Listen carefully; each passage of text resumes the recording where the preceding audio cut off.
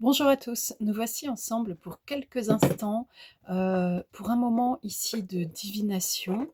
Et en fait, la divination finalement c'est quoi? C'est simplement aller écouter, tout ce qui représente son extrasensorialité, sa sensibilité, son ésotérisme, sa philosophie de vie, mais également, tout simplement, c'est ce qui se cache un peu derrière son intuition, on pourrait le dire aussi ainsi. S'il y a plusieurs façons de parler des choses, en fait, parfois il n'existe pourtant qu'une seule chose, OK? Alors, ça peut vous paraître un peu cryptique, mais là, je crois que ça fait déjà partie, du message que vous pouvez recevoir. Nous allons démarrer avec un jeu qui, en effet, peut être, perçu comme tout simplement une mise en avant, de ce qu'on va percevoir comme information et puis, nous y allons. Alors, je me donne vie, donc ça, c'est quand même pas mal, c'est quelque chose de fort. Je me donne vie. Je me donne vie, c'est forcément une carte qui va parler en réalité, heu, d'un cycle qui est en train de se terminer et qui parlait, peut-être quand même, de lenteur, de gestation, de choses, intériorisées et puis, là ça y est, on donne vie à soi-même, on se laisse aller vers la vérité de soi-même. Et d'ailleurs, il y a une autre carte qui arrive, je me dénude. On sort de sa chrysalide, en fait. On ose être soi-même, encore une fois, et on ne va pas prétendre, en fait, tout savoir, tout pouvoir faire, mais en réalité, c'est un peu ce qu'on nous dit quand même, au-delà des cartes. Telle l'artisane de lumière, alors j'épouse ma révolution tombe à l'envers. Nous avons un chat qui commence à venir gratter son territoire à côté de nous, telle l'artisane de lumière. Donc je suis invitée en tant qu'artisane de lumière à prendre soin de ma propre lumière euh, à travers les tunnels du temps. Il y a des choses qui pourraient vous donner la sensation de se répéter, de se reconduire de nouveau dans votre existence. Et la révolution, la sortie de la chrysalide est peut-être un petit peu complexe, mais soyez assurés en fait que tout cela corresponde bien tout de même à ce que vous avez au fond de vous. Alors, finalement, quelle est cette vérité que vous avez au fond de vous? Il y a probablement une, euh, une question, un mot, une sensation. Il y a quelque chose là qui doit vous parvenir. Nous avons une carte qui nous parle de l'archange Uriel. Alors, que vous soyez relié à quelque chose de religieux ou pas, quand ça nous parle d'archange, en tout cas pour moi, quand je commence à vous faire ce type de séances qui sont plutôt sur du philosophique, de l'ésotérique, du symbolique, de l'énergétique et du spirituel, ça va être une énergie qui peut être traduite par une présence, mais par exemple, je ne vous dirai pas que l'archange est là, chez moi, l'archange Uriel, avec nous pour notre collectif. Non, parce que ce n'est pas dans mes croyances qu'une personne en train de canaliser un morceau d'énergie amène pourtant cette énergie chez elle. D'accord? Archange Uriel, on est sur l'histoire de la transformation spirituelle. Euh, c'est en fait le cœur et l'esprit qui s'unissent dans un équilibre harmonieux. Donc on est quand même sur quelque chose qui continue à nous dire, dans cet espace de transformation, oui, il y a quelque chose qui te semble particulièrement complexe et peut-être impossible à mettre en place. Et pourtant, c'est là, ça existe. Tu es en train de rencontrer les dernières difficultés pour mettre au jour, pour donner naissance à toi-même. donc dans ton identité la plus pure, la plus proche de toi-même. Avec un autre jeu qui associe les mandalas à l'énergie, ou l'énergie au mandala, ça dépend comment vous voyez les choses euh, dans leur origine. L'amour des animaux. Relie-toi à tes frères les animaux, occupe-toi d'eux. Ils te montrent ce que signifie vraiment l'amour inconditionnel et la communication sincère. Bon, là vous avez des pistes déjà un peu plus précises. Amour inconditionnel. Souvent, l'humain, quand il parle de l'amour inconditionnel, il oublie que lui-même est tellement conditionné et conditionnel dans son propos avec l'univers qu'en réalité, il ne connaît pas vraiment l'amour inconditionnel. Il ne le vit pas. Et puis, je dirais peut-être encore moins les personnes qui crient partout et qui s'écrient moi, je suis dans l'amour inconditionnel.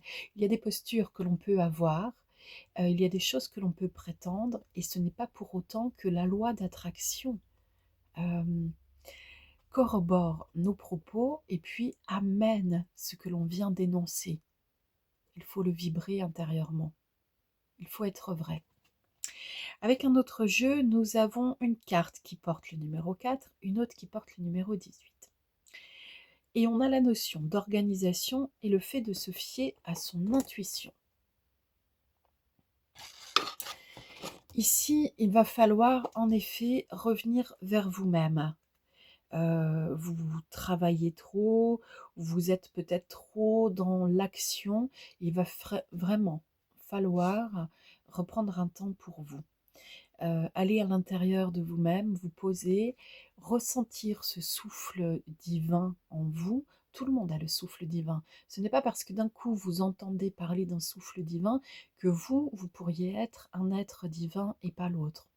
Par exemple, dans cette notion d'amour inconditionnel qui nous a quand même été rappelée et proposée, il y a quelque chose de fort qui commence à dire je voudrais que ma perception du monde soit celle qui englobe avec bonté, beauté, empathie, gentillesse, compréhension, compassion et complétude l'ensemble des êtres vivants de cette terre. L'ensemble des êtres vivants de cette terre. Quel que soit le type d'action de ces êtres vivants, je les englobe dans une aura de lumière depuis l'espace sacré de mon chakra du cœur. Je diffuse cette lumière qui est comme un amour, et ça peut être dans un temps comme présentement où je pondère un peu mes propos. Je laisse venir en moi une certaine sérénité. Et en réalité, on pourrait se rendre compte que c'est notre vraie nature. On est toujours comme cela. Si vous êtes plutôt dans une voix péchue, qui crie, une voix criarde, c'est que vous êtes très très éloigné de votre espace sacré du cœur. Et donc vous n'êtes pas dans l'amour inconditionnel. Si vous êtes dans une voie éraillée, vous n'êtes pas dans l'amour inconditionnel. Parce que cette voie éraillée porte encore les stigmates de toutes les violences perçues, vécues, et non pas transformées, mais transmises. C'est important parce que, d'une part, votre corps parle, évidemment, votre cerveau, votre cœur, votre âme, mais en fait, une part de votre corps sait ce qu'elle a vécu et c'est ce qui n'a pas été transformé et relâché. Alors, il est possible en effet parfois de se dire qu'il y a quelque chose de plus à faire, quelque chose de moins à tenir contre soi, etc. Mais en réalité, vous pourriez aussi vous dire tout simplement que régulièrement, vous êtes dans la gratitude pour ce qui se passe dans votre existence. Parce que cela vous amène à être dans des prises de conscience de plus en plus intéressantes. Je ne dirais pas importantes, parce que le mot important va laisser croire qu'il y en a qui ne sont pas importantes, mais intéressantes. Et du coup, vous voyez que comme c'est une formulation à laquelle vous n'êtes pas habitué, c'est comme si vous entriez dans un monde nouveau. Vous êtes en train de sortir de votre chrysalide. Avec un autre jeu, nous avons la carte du printemps.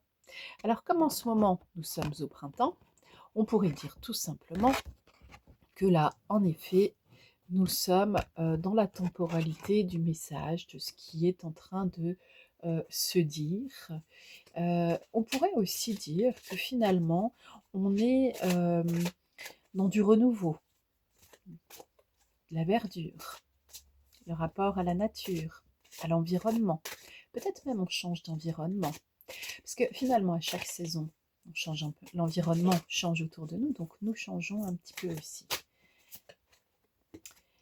J'ai l'été. Alors là, nous avons la notion de continuité. Alors, sur un jeu qui a je ne sais pas combien de cartes, avoir le printemps puis l'été, ce n'est pas forcément gagné par avance. J'ai la planète Mars, agir, combativité, vitesse.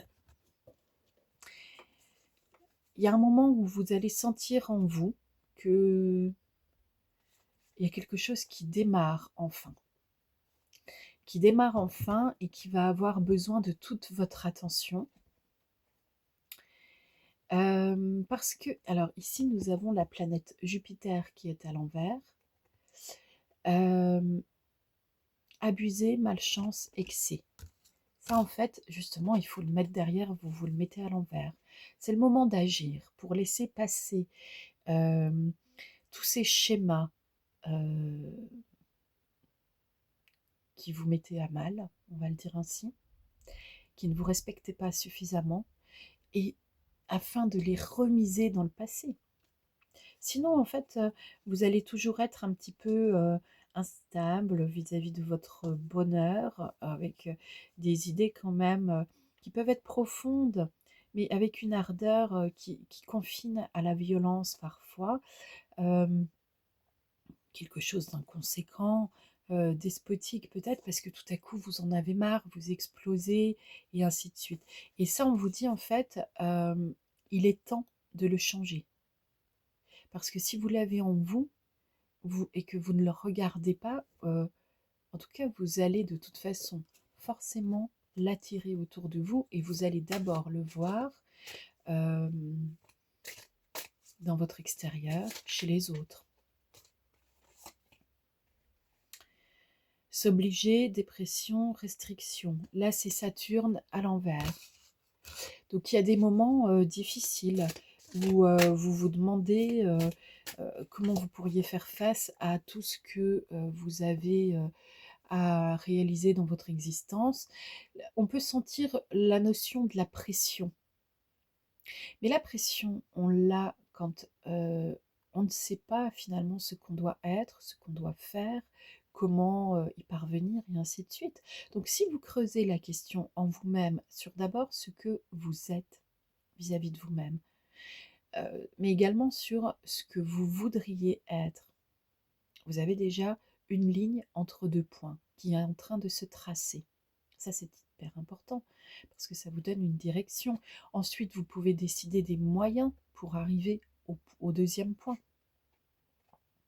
Et là, on vous dit qu'il y aura de l'aide, puisque vous avez une carte ici qui vous parle des partenaires, du mariage, de la justice. Il y a de l'association, des partenariats. Donc ça veut dire qu'il y a des rencontres avec des personnes concordantes, concomitantes, et qui fonctionnent avec des intérêts similaires aux vôtres. On a quand même le Gémeaux à l'envers qui revient et qui nous parle d'instabilité, légèreté et le fait d'être double face. Alors les Gémeaux, que cela vous plaise ou non, souvent vous êtes quand même, je dirais, régi par au moins deux polarités qui expriment une ambivalence assez légendaire. Vous n'êtes pas les seuls, mais c'est simplement un peu plus visible pour vous-même et, et parfois moins accepté par vous-même. Ici, j'ai la carte de la mort, qui ne signifie pas que là, tout de suite, en quelques secondes, quelqu'un va décéder. Euh, non, c'est plutôt qu'en réalité, on met fin à quelque chose. Alors, dans un premier temps, on met fin à l'utilisation du jeu que j'ai entre les mains. Ça, c'est une part de lecture que nous pouvons avoir. Nous ne sommes pas tous les mêmes. Euh, pour moi, quand j'ai une carte qui me dit verdict, le message est arrivé, et ainsi de suite, je comprends ce qu'on me dit au premier degré. Je le comprends. Est-ce que je l'accepte? Ben, ça aurait été une autre étape, ça encore, si tout à coup j'avais dit bon, alors tiens, je sens qu'il faut arrêter avec ce jeu, mais ce jeu qui peut être aussi symboliquement une situation dans votre existence, une façon d'être, une façon de faire, et puis dire oui, mais en fait, ça va, je comprends comment il faut faire, je vais continuer un petit peu. J'aurais pu recevoir cette impulsion. Ici, je ne l'ai pas. Donc clairement, on est en train de nous dire, quand on dit stop, c'est stop. Mais ça veut dire aussi que vous, dans votre existence, quand c'est stop, c'est stop. Ça, c'est hyper important. Maintenant, nous allons regarder un petit peu ce qui se passe au niveau de la magie universelle avec les lettres hébraïques. Je vous rappelle que l'ensemble de mes productions en vidéo reflète mon idée de l'être humain, qui est un être spirituel incarné dans un corps de chair, selon, entre autres, la philosophie de Teilhard de Chardin. Je ne vais pas dire pour autant que je suis théardiste, par exemple, mais simplement, je trouve intéressante cette idée et elle correspond à ce que je ressens de la vie et ce que j'en perçois. Alors, ici, nous avons la première lettre. Alors, évidemment, ça me fait sourire parce que nous sommes depuis le début dans l'idée d'un commencement. De la première carte, je me donne naissance tout de même. Donc là, c'est Aleph et le bœuf. Le bœuf est symbolisme de puissance. Aleph, c'est le début, c'est l'alpha. On ne vous demande pas de devenir tout à coup cette personne au caractère alpha dont les pauvres séries télé nous parlent en démontrant que le caractère alpha est celui qui va s'en sortir le mieux parce que c'est le dominant. Non, ça veut dire simplement que dans un système de dominant et de dominé, vous n'avez que de place disponible en réalité. Hein. Même pour aller manger de la salade à la cantine dans ce cas-là. Ici, on vous dit autre chose en réalité. Le commencement, c'est vous-même. L'impulsion, c'est vous-même. C'est à vous de choisir quelle impulsion vous donnez à présent. Pour les personnes qui se posent des questions au plan sentimental, nous avons une carte qui arrive et qui s'appelle le duo. Donc là, je suis dans un jeu qui est l'oracle de la musique. Le duo. C'est pas la première fois qu'on nous parle de duo, d'association, de partenariat dans ce jeu complexe qui est en train de s'étendre devant nos yeux et qui est comme un message global de ce qui pourrait émaner de vos énergies. Bon. Le duo, pour l'instant, si vous voulez, quand on nous dit simplement le duo, on ne sait pas encore. On met fin à un duo, il y a un nouveau duo qui arrive. Quelle est votre représentation de vous-même quand vous êtes en duo? Est-ce que c'est avec de l'amour inconditionnel, dont on vous rappelait l'existence tout à l'heure? En tout cas, on vous dit quand même que si la notion du duo existe, il y a intérêt à vous poser des questions là-dessus, parce que ce qui n'a pas fonctionné avant relevait du manque d'harmonie. Comment se construit l'harmonie entre les personnes? Deux personnes qui sont en authenticité, en vérité avec elles-mêmes, vont s'harmoniser ou s'éloigner. Si vous savez qui vous êtes et que par exemple vous êtes intolérant aux carottes cuites dans l'alimentation et que vous êtes avec quelqu'un qui ne cuisine que de la carotte cuite. Évidemment, à un moment donné, vous allez être confronté à l'idée de vous-même, au fait de dire que pour vous, ce n'est pas tolérable. Allez-vous le faire? Allez-vous dire, bon allez, ça va passer? Allez-vous ne rien dire et vous construire une autre idée du repas? C'est ça en fait, l'idée du duo. Qu'est-ce que je pose dans le concept du duo? Donc j'ai une autre carte qui ici est celle du violon. Alors les violons, on peut les faire jouer. Il y a donc l'idée de la séduction, mais aussi, attention, séduction, c'est dans son origine étymologique et donc dans son énergie primale, c'est quand même la notion de, en latin, seducere, c'est séparer l'autre de son propre chemin. Donc c'est-à-dire que je sépare l'autre de son propre chemin, pas du mien. Au contraire, j'essaie d'attirer sur mon propre chemin l'autre. Et vous savez bien, quand vous observez les actes de séduction, que ce n'est que cela. On veut attirer l'autre comme une petite mouche dans notre toile, comme une proie, parce qu'on ressent que ça va donner quelque chose. Ça, ce n'est pas de l'amour. Et c'est certainement pas de l'amour inconditionnel. Certainement pas.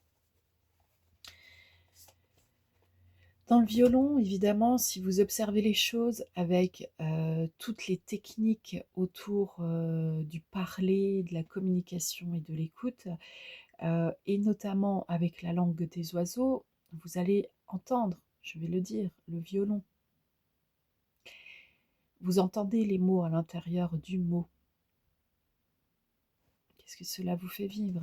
Est-ce que vous êtes vous-même abusé parfois, désabusé?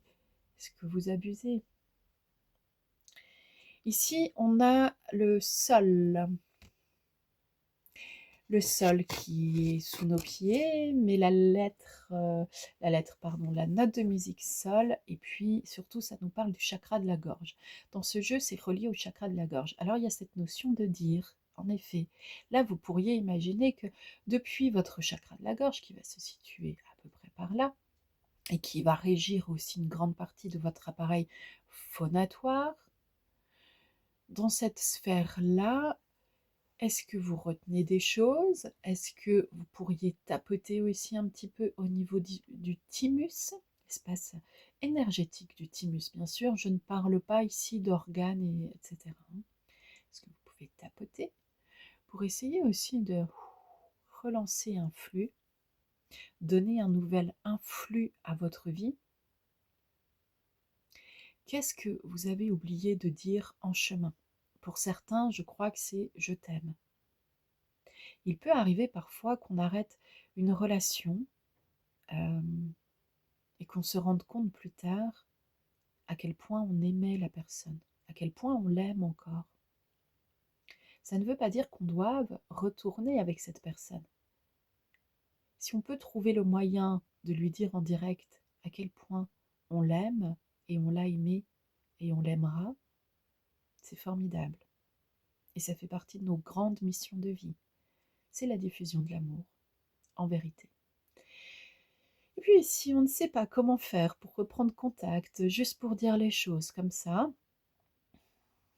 on peut chercher des moyens d'apprendre à le faire. Et on peut aussi simplement le dire à soi-même, en imaginant que la personne est en face de soi, comme un filigrane. Parce que aimer l'autre, de toute façon, n'est possible qu'à partir du moment où on s'aime soi. Sinon, on est dans du désir, de la possession, le besoin de combler un manque. Et là, dans le manque, vous pouvez terminer la phrase comme vous le souhaitez. Il y a tellement d'exemples que là, franchement, je n'ai pas à tout dire. Et c'est vous aussi qui pouvez aller laisser parler cette voix intérieure. Nous terminons avec un jeu qui est le Star Child Tarot. Là, il est en français. Euh, pour les personnes qui ont de la difficulté à énoncer ce qu'elles apprécient chez l'autre, euh, vous pourriez observer un petit peu les enfants qui, parfois, quand on ne leur a pas muselé le cerveau et le cœur, savent encore exprimer, surtout les tout petits. Alors, j'ai le 10 de coupe qui est arrivé à l'envers. Alors, le 10 de coupe, c'est mettre beaucoup d'amour, de lumière, même si malgré tout, après les années, finalement, on se rend compte que la forme arrondie avec des coupes autour est un peu étrange dans une autre lecture. Il y a des mots que je fais exprès de ne pas prononcer. La grande prêtresse qui arrive à l'envers. Bon, okay. Donc il y a une sagesse en fait dans la relation à soi-même qui manque et qui forcément ne peut faire que se manifester dans la relation à l'autre, dans le duo.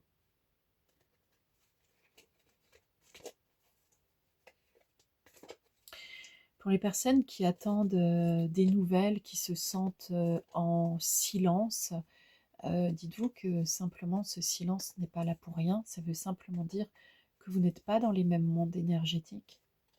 Et c'est à vous de lâcher cette obsession. Pensez à vous au lieu de penser tout le temps à l'autre. Voilà, ici j'ai la carte de l'éveil. Ok. On va arrêter maintenant. Quand vous avez une première carte qui vous dit naissance à moi-même, et une dernière carte qui vous parle d'éveil, c'est vraiment un message qui vous dit en fait, sors de la mauvaise représentation que tu as de toi-même. Sors de la mauvaise représentation que tu as de toi-même. Tout ce qui est pensée limitante, restrictive et ainsi de suite. Et du style je n'y arriverai pas, on ne m'aimera pas, on ne m'appréciera pas, on ne verra pas ma valeur ou je ne sais quoi. En fait, ce n'est qu'une histoire de votre propre vision de vous-même. Donc on va reprendre. Quelle est votre valeur? Vous aimez-vous vous-même dans un amour inconditionnel? Que pourriez-vous réaliser dans votre existence qui vous mettrait présentement dans le plus grand des bonheurs? Sur quel morceau de vous-même, morceau de musique, pourriez-vous travailler en duo pour que l'amour de soi soit la note qui guide vos pas? Je vous souhaite bonne réception de toutes ces informations et puis je vous rappelle que vous pouvez me solliciter en séance privée, en séance aussi collective.